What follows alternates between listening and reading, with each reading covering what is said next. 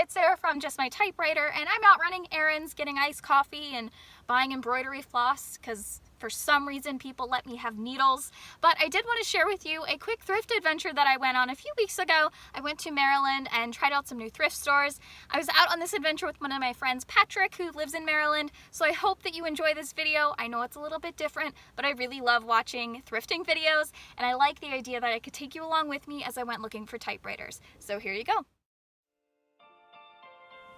What better activity for a rainy day than to do some vintage shopping?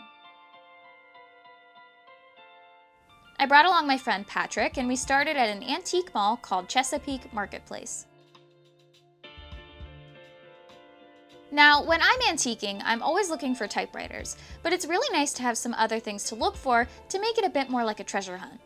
On this trip specifically, I was looking for some of my mom's Cubist glassware, and Patrick was looking for some silver cutlery and coins. There. It might be more like collectibles. Silver plated. Yeah. I used to collect spoons. I recognize this from across the room. It's a pineapple wood bowl set. One of my favorite YouTubers, Laura Caldwell of Left Coast Revivals, is always running into these in her Goodwills. Another item I started looking for is any antique nail polish bottles. Underwood actually released their own nail polish in the 1950s, and I am dying to run into some in the wild. You never know. Go first. You can open the door.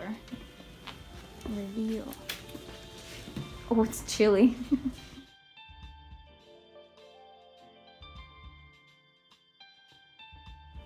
Look, it's like Diamond King. Hi, puppy. You can see here, I'm just scanning for anything on my wish list: typewriters, ribbon tins, nail polish, glassware, spoons.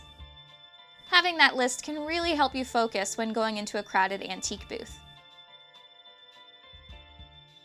Here's something. I don't know what it is, but I really love funky vintage chairs, so I'm always looking at the wild patterns or shapes in armchairs, sort of waiting for just the right one to come along. So I really like this one in the middle. And then there's another yellow one over here. I recently started looking at the jewelry cabinets as well. I wear 2 sterling silver rings with turquoise stones. I literally never take them off, even when repairing a typewriter, so I like to check and see if there are any that catch my eye anytime I see turquoise. And then of course we found the second floor.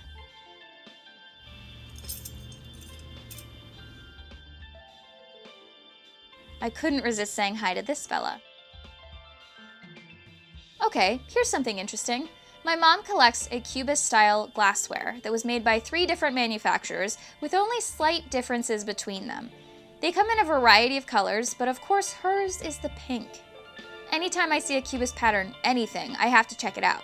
I saw this green bowl from across the room. It's the right pattern for my mom's collection, all those little squares, but this specific piece is made by a company called Jeanette Glass, and you can tell because of the base pattern here.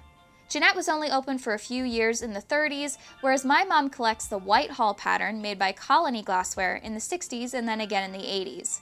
The bottom pattern here is the big giveaway between Jeanette and Whitehall. As you can see here, this one has a little bit more of an intricate design on the bottom, and the other has a more flower-like design.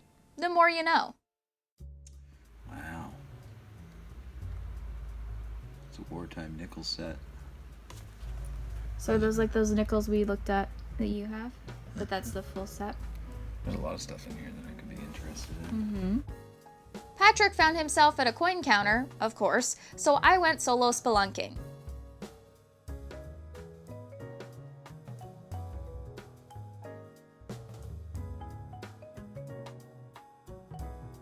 And here's your reminder to always look up, because on the top shelf I found the Whitehall pattern of the Cubist glasses in green. It's labeled here as Fostoria. Fostoria did make a cube pattern, but they only produced the clear version, so any of the colorful patterns would have been made either by Jeanette or Colony Glass. And you won't believe it, but 2 stalls later I found a pink Cubist cake plate, and then immediately had to call my mom.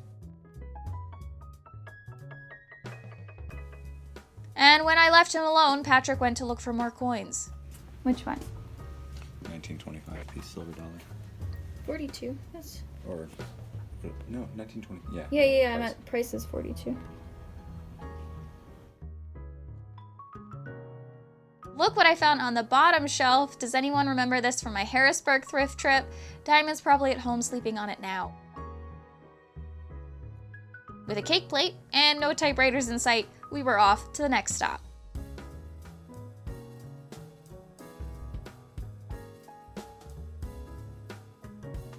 Not real. That one. Yeah. No. This is a Royal HH Elite. How can you tell it's a display? Look at the keys. Yeah, I noticed the keys were a little wonky. I just assumed it was kind of broken. No, it's a display typewriter because it doesn't have any actual, there's no platen.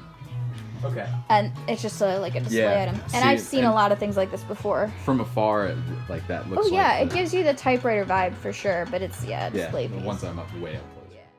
Smaller. So this is like a light typewriter before, It's a portable. Is it a portable? This is a portable typewriter.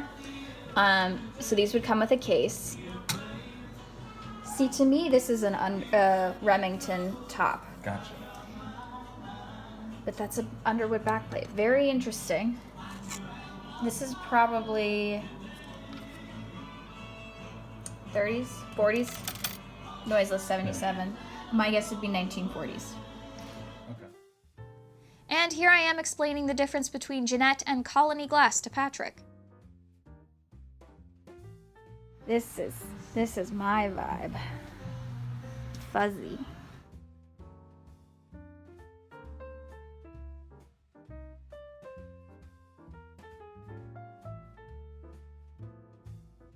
I did spy a little toy typewriter, but I ended up passing on everything at the Apple basket, which led us to our third and final stop, appropriately named the Vintage Stop.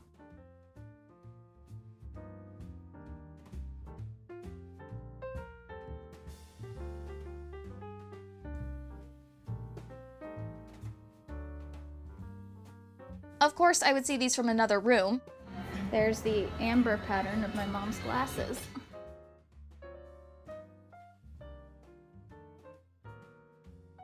The Vintage Stop was smaller, but we ended up talking to the owner for a minute before we left, talking about our different collections, and on the way out the door, I spotted from the very corner of my eye a glorious TEAL typewriter. I seriously don't know how I missed it on the way in. It was sitting on the outside porch of the stop. She only wanted $15 for it, so I had to take it. I had a haul, and it was time to go home, so I said goodbye to my new friend Claymore and drove back to PA.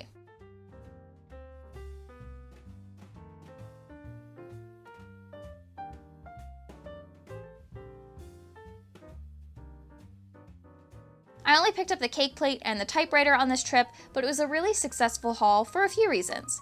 First of all, I was trying out a new vintage market. I've never antiqued in Maryland, and it was really fun to see some of the local culture. Secondly, I ended up with this amazing TEAL typewriter.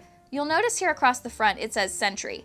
But here's the thing, that's not the model name, that's not the brand name. In fact, none of the other collectors I've talked to know what that stands for. It's actually a console body machine, and they did a ton of machines for other companies, so you'll see Zeta typewriters are also consoles, and a few others. There's not a ton of info on console machines specifically, because they were made in Czechoslovakia. This one does require a lot of digging, so you'll just have to check back in later to see what I found out.